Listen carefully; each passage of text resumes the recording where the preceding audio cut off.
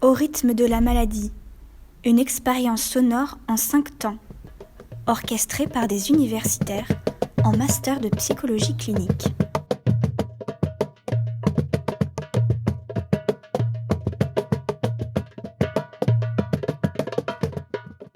Bonjour, chers voyageurs des ondes, et merci de rejoindre l'équipage pour cette épopée sonore.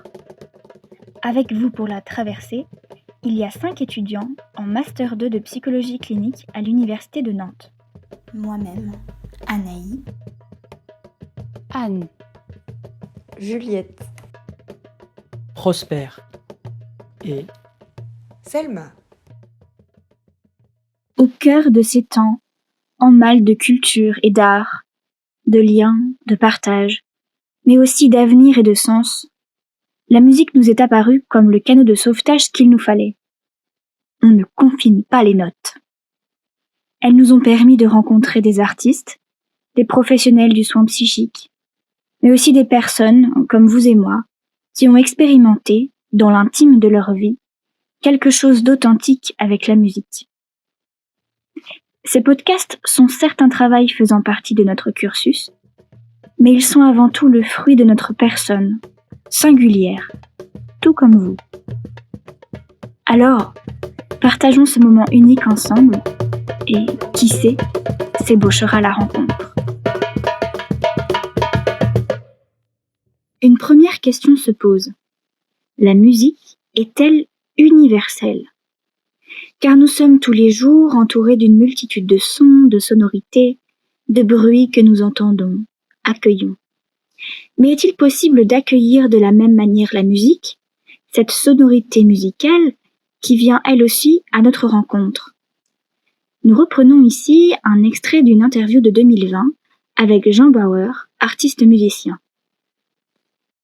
il n'y a pas de musique universelle, mais une universalité du besoin de musique. Que la musique soit universelle, pour moi, c'est une idée faussement humaniste. Bien sûr, on peut faire écouter des musiques aux gens, et ils sont certainement mus par cette musique, mais sont-ils émus ?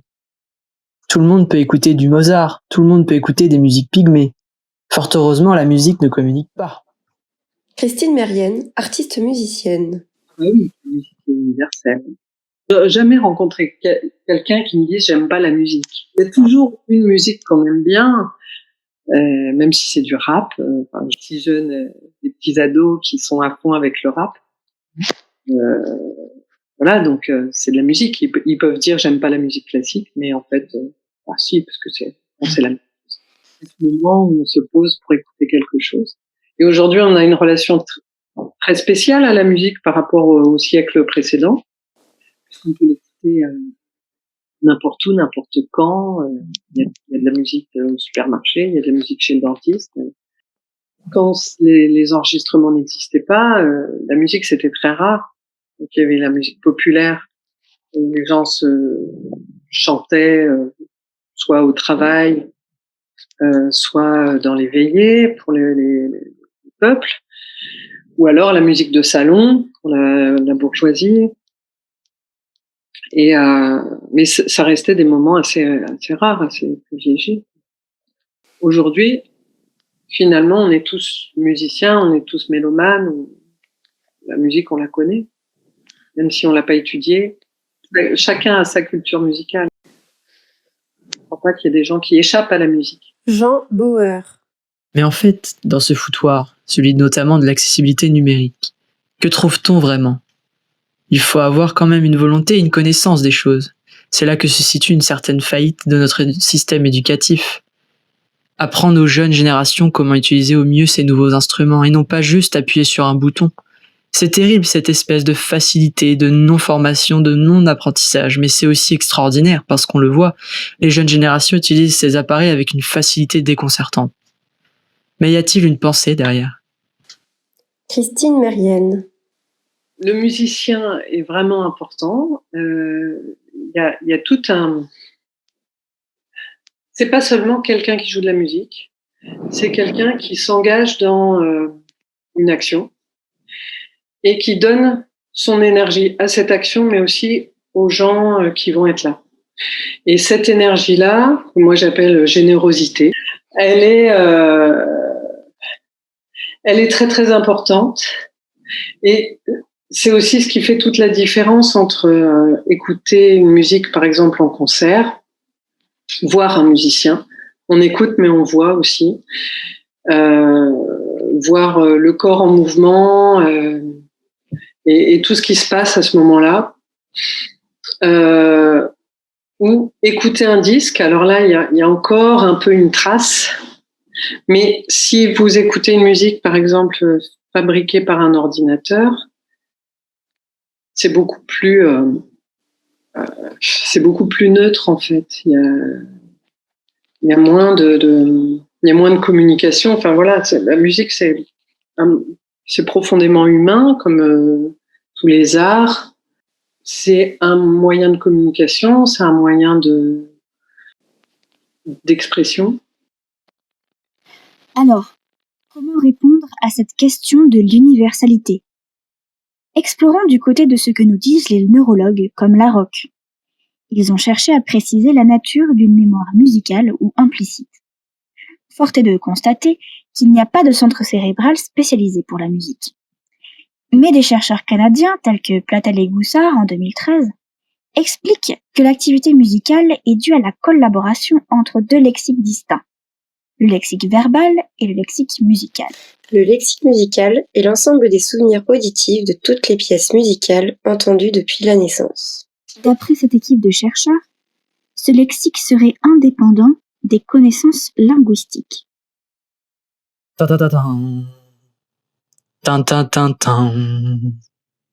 Avez-vous reconnu?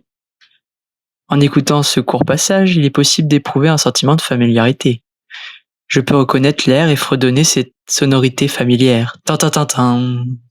Mais suis-je capable de la convertir d'air en concept, c'est-à-dire préciser son titre, son auteur, et les paroles s'il s'agit de chansons?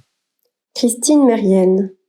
Fondamentalement, ce que moi j'y ai mis, c'est pas des mots, c'est peut-être même pas des notes, c'est autre chose qui est derrière, qui est vraiment en arrière-fond et qui est plus universel aussi sans doute. Donc qui va toucher, réveiller des émotions chez les personnes. Alors, avez-vous retrouvé ce qu'il se cache en arrière-fond? Voilà, c'est ça. C'est en vous référant intuitivement au lexique musical que nous reconnaissons un souvenir musical, bien avant de comprendre ensuite qu'il s'agit de la 5e symphonie de Beethoven. Mais c'est à partir du lexique verbal que nous sommes capables de le désigner. Ici, nous n'utilisons pas la même mémoire. Il est possible que je reconnaisse l'air musical en utilisant ce lexique musical, tout en étant incapable de le nommer, et donc de retrouver le titre grâce à cette fois-ci le lexique verbal. Mais n'ayez crainte, dans tous les cas, au fond de vous, votre lexique musical vous a fait comprendre que vous connaissiez. Et maintenant que j'ai pu vous le dire, la parole est posée, et vous pouvez aussi le nommer. C'est ici la mémoire explicite dont Larocque nous parle, cet acte de volonté par lequel nous venons de prendre ensemble le recul par rapport à cette sonorité. Ce recul, par la connaissance, est fondamental pour objectiver notre pensée. À l'occasion de ce recul, notre spontanéité s'active. Nous pouvons alors nous mettre à la place de l'autre, être avec l'autre, dans la compréhension du sonore. Comme le dit Larocque, cet acte est un acquis social relativement tardif dans l'évolution de la personne. C'est pourquoi il est plus fragile et résiste moins à la maladie. À l'inverse, la mémoire implicite est, essentiellement, une mémoire musicale. Elle est spontanée, exclut réflexion et projet, conserve l'unité de la personne. Elle est innée et se maintient en moins dans ses formes élémentaires, malgré la maladie. Christine Mérienne. Ça laisse d'abord dans la mémoire des traces très fortes. On se souvient Moi, je me souviens de chansons que j'ai apprises en maternelle, mais intégralement. C'est bizarre. Et j'en ai même qui me sont revenus là. De temps en temps, j'ai comme ça une chanson qui me revient, un truc que j'ai entendu quand j'étais petite. Donc ça laisse une trace dans la mémoire. Ouais. Ça m'arrive de m'asseoir à ma harpe et puis je me mets à alors je peux pas dire pianoter, mais je pianote sur ma harpe. Et là, j'ai un morceau qui vient de je ne sais pas où. Je ne me souviens pas où je l'ai appris, mais je le sais. Je me souviens pas quand je l'ai appris, où je l'ai appris. Alors des fois, si, des fois j'ai tout un réseau tout un cinéma qui se met en route dans ma tête. Et quelquefois, non, j'ai un air comme ça qui sort. Je sais plus d'où il vient, mais je le sais. Alors moi, ce que j'aime particulièrement, c'est quand justement le cinéma se met en route dans la tête. Hein. J'ai vraiment un lien entre le son et l'image.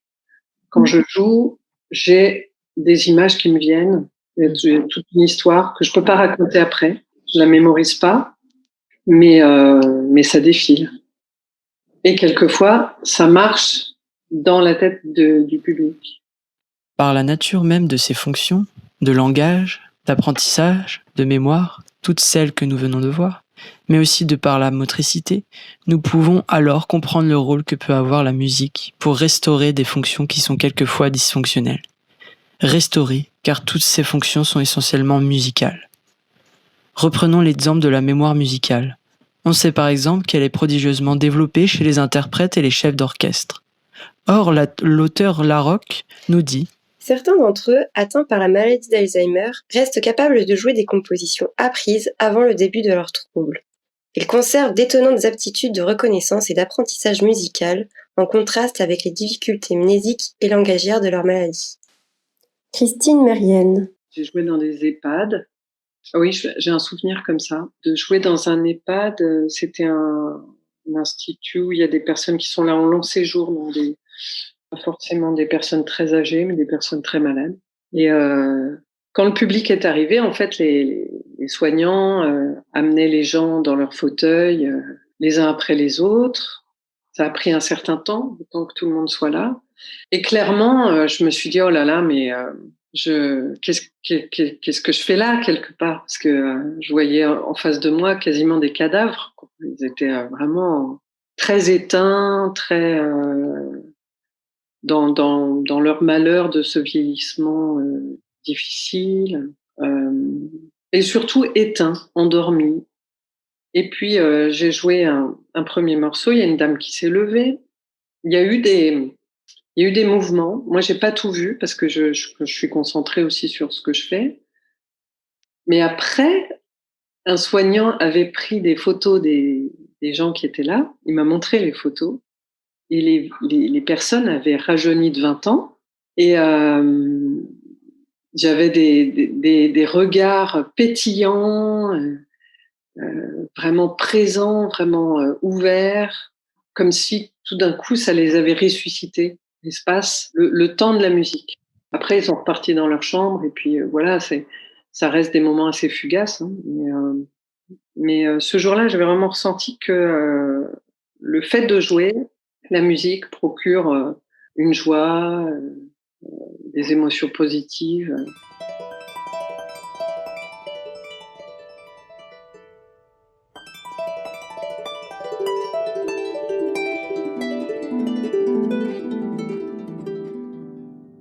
Nous l'avons vu, la mémoire musicale a une fonction étonnamment résistante aux maladies du cerveau.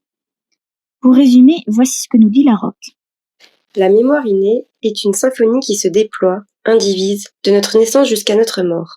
Un mouvement parfaitement maîtrisé est un mouvement musical qui se prolonge dans la seule durée et a perdu toute référence à l'espace. Et une langue couramment parlée est une musique. Il n'est donc pas surprenant que la musique puisse agir sur ces fonctions dont le jeu parfait est purement musical.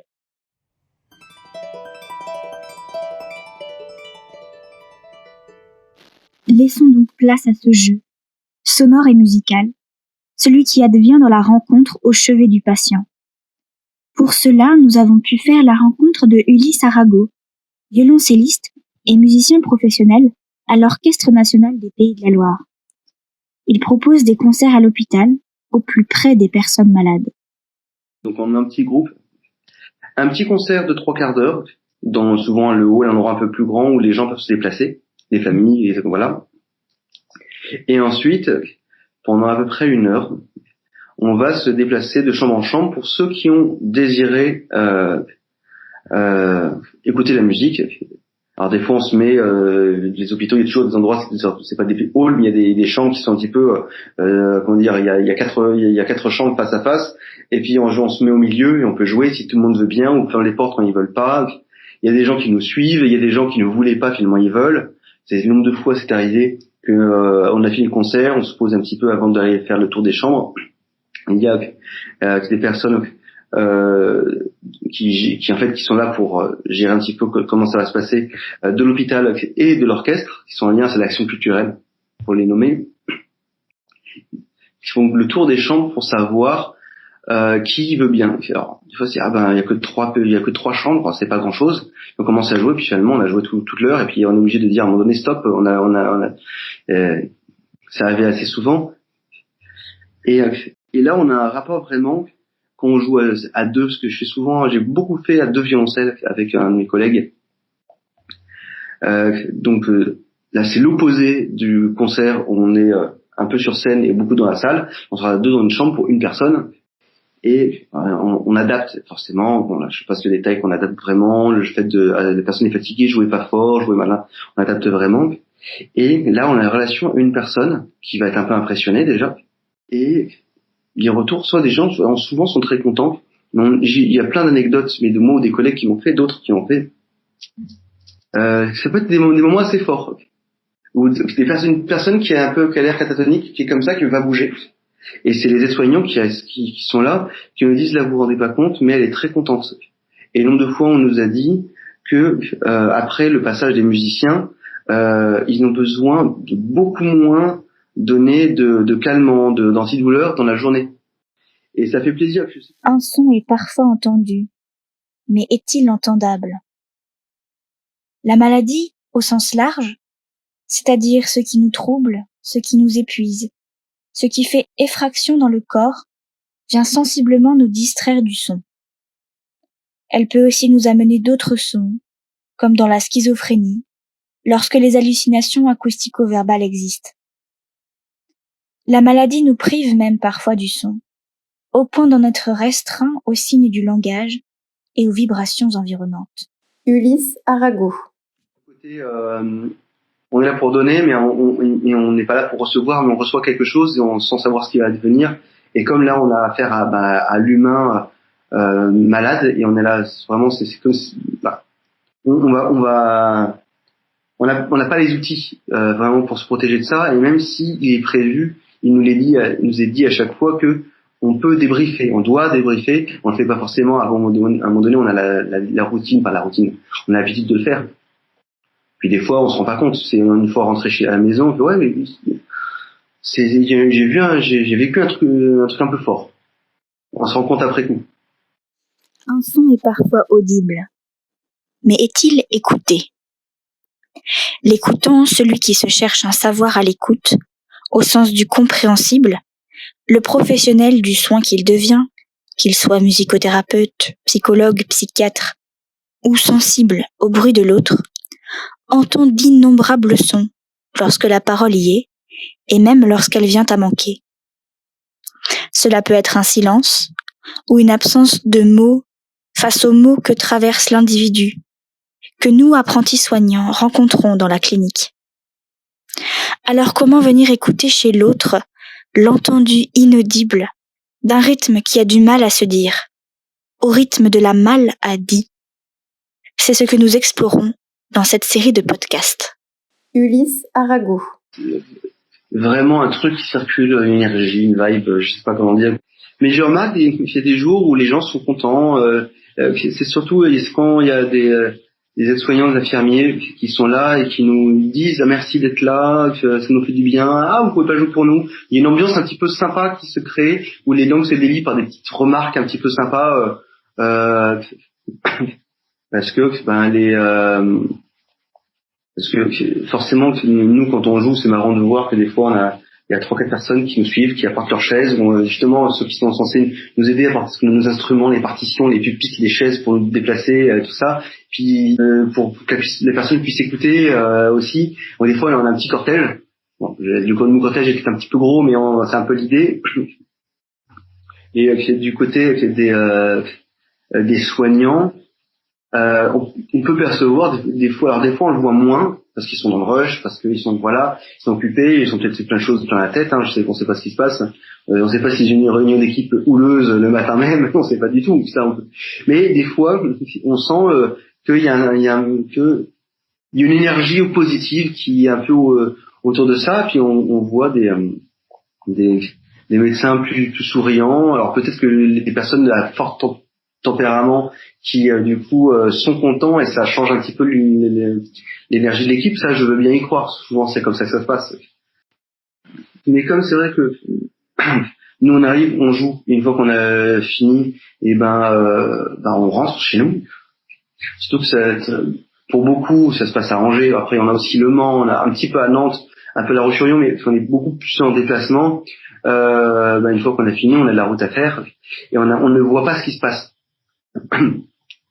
Des fois, on a des retours. Le manque des personnes qui s'occupent de ça, je sais pas si c'est quelle est l'appellation du service qui s'occupe de ça. C'est l'équivalent d'une action culturelle, mais je sais pas quel est le terme exact. On revient les voir et que ces personnes-là, qui sont notre lien entre l'hôpital et nous, nous disent les effets qui s'est passé sur les jours qui ont suivi, ou comment l'annonce de ce qui va arriver quand les gens savent que ça existe, l'effet que ça produit. Donc on peut se faire une image de ce que ça représente, mais nous on le voit pas directement. On peut voir des bribes et des fois parce qu'on sait l'effet que ça fait, on peut imaginer que quand on voit les telles réactions, c'est dû à ça. Mais en vrai, je le vois pas. J'imagine un petit peu. Nous l'avons perçu. La rencontre clinique est une rencontre spécifique qui fait face à la maladie. Le mal à dire, l'indicible ou encore l'insaisissable, et pour lequel nous restons sensibles et mobilisés. Avant d'aller plus loin dans notre cheminement et de continuer dans notre prochain podcast, avec un cadre qui reste encore mystérieux, celui de la rencontre avec le professionnel en musicothérapie, nous allons maintenant à la rencontre d'un jeune patient ayant des troubles de l'expression verbale et réfléchissons à la manière d'écouter cet inaudible pour que ce jeune individu si singulier puisse se sentir compris et entendu dans son mal à dire.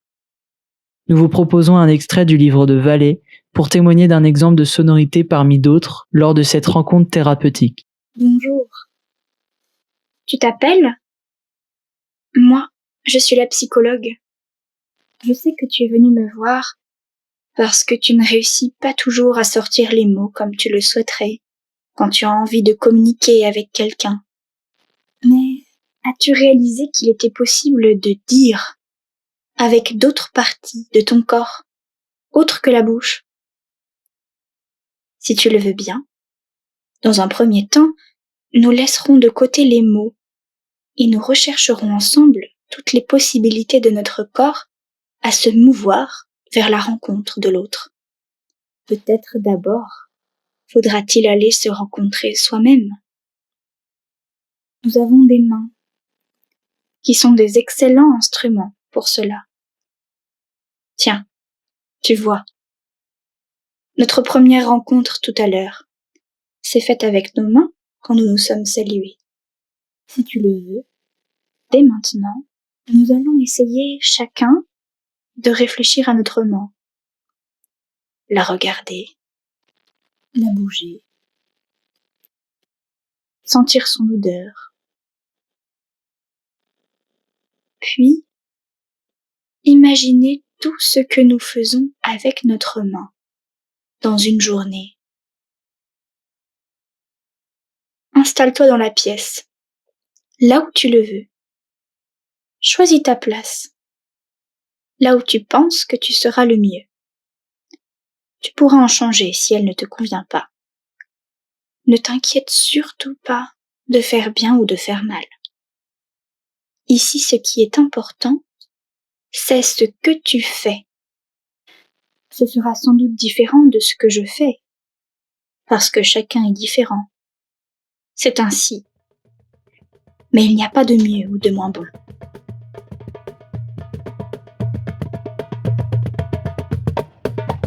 C'était le premier podcast de la série Au rythme de la maladie, avec la participation de Christine Mérienne et d'Ulysse Arago, voix de Anaï, Prosper, Juliette, avec le soutien et l'encadrement de Madame Leborgne.